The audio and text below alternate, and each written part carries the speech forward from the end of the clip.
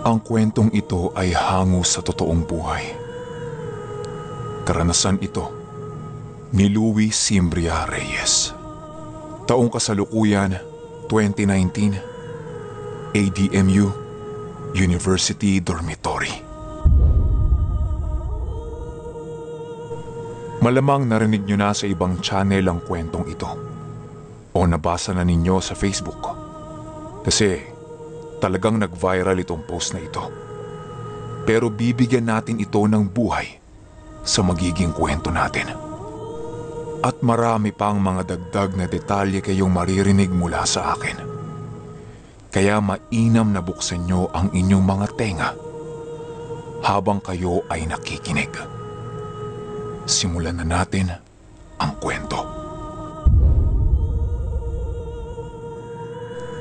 Ayon kay Louie, hindi siya yung tipo ng matatakuting tao. Pero ibang-iba daw talaga yung na-experience niya nung naghatid siya dito. Isa siyang Grab driver ngayon. 11:44 PM meron daw siyang pick up sa may BGC Taguig. Ang type ng booking ay 6-seater.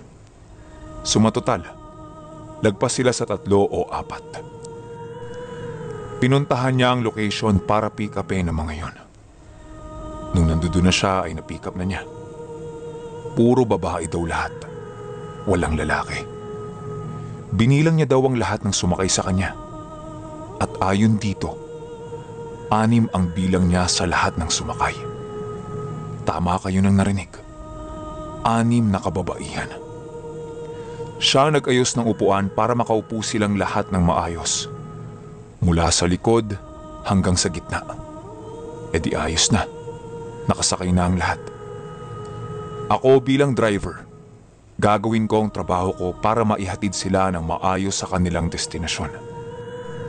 At ang destinasyon na yon ay ADMU University Dormitory sa Katipunan.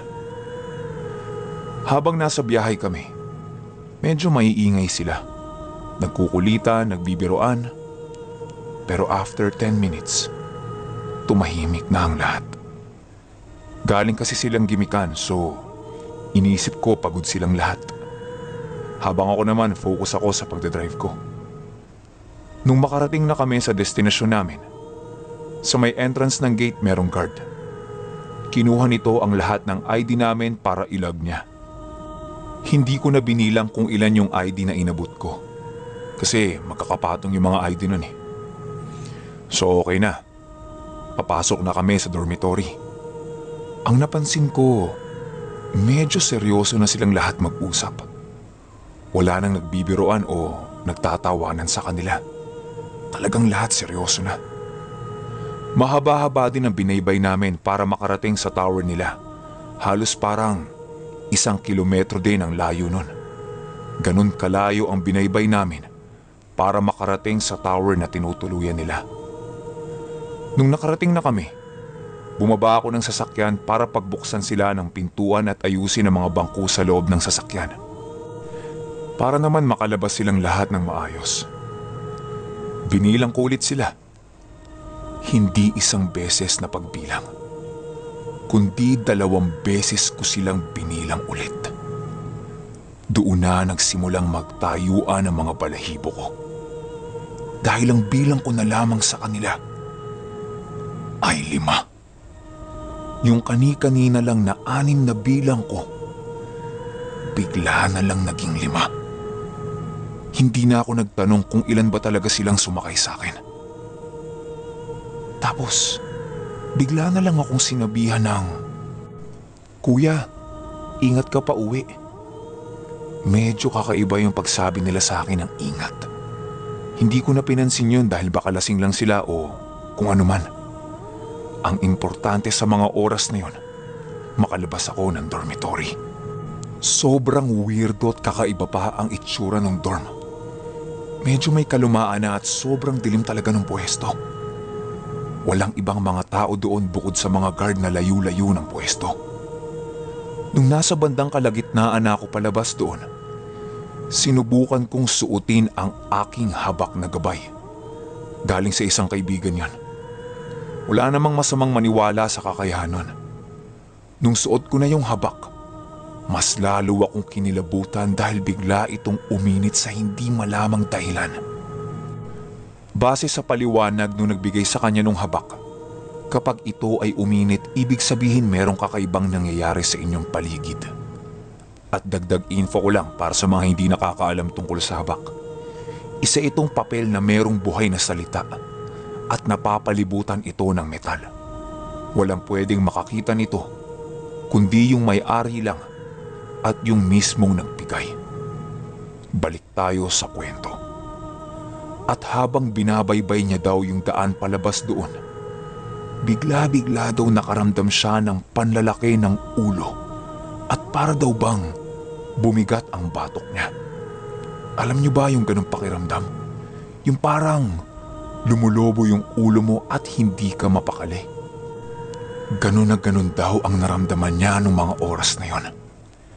Ang sabi niya sa sarili niya, "Putya, hindi na normal to." Pero lalo siyang kinilabutan nung pagtingin niya sa salamin ng sasakyan niya. Dahil pagtingin niya dito, nakita niya sa likod na merong babaeng nakaupo. Maluha-luha daw siya nung nakita niya yon dahil meron pa siyang sakay na isang babae. Hinarurot niya daw ng napakabilis ang sasakyan niya kasabay ng pagbubusina. Akala niya wala na. Pero pagtingin niya ulit sa salamin ng sasakyan niya, nandoon pa din yung babae. 2 beses niyang nakita yung babae. Wala daw itong muka at puro itim lamang ang kasuotan. Nung malapit na daw siya sa exit, sinita siya nung guard kung bakit daw ba siya busina ng busina. Ang sagot niya dito na may halo pang kaba, "Sir, may kasama po ba ako sa likod?" Ang sabi nung guard sa kanya, Ha? Bakit? Sinagot niya ng, "Kasi sir, may sumabay sa akin palabas dito eh. Nasa likod ko." Sumagot daw yung guard ng, Hindi na bago dito yan.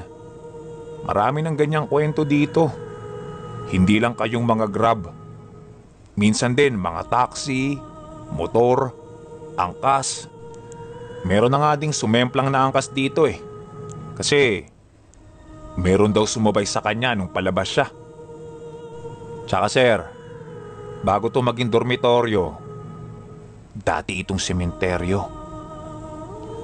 Nung narinig daw niya yung sinabi ng guard na yon, ang sabi niya sa isip niya, "Putya, lalo naman akong kinilabutan." Tapos tinanong ko ulit siya. Ang sabi ko, "Sir, ilan ba yung nalag ninyo kanina?" Tinanong ko yan kasi gusto ko talagang makasiguro kung ilan sila. Sumagot yung guard sa akin na, 6. 6 yung nalag ko. Ang sabi ko, 6 sir? Kasama ako?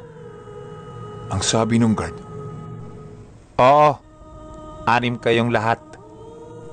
biglang pumasok sa isip ko na, sumatotal, ang sakay ko mula kanina pa, 5 lang. Dahil talagang hindi ako makapaniwala, tinanong ko ulit yung guard.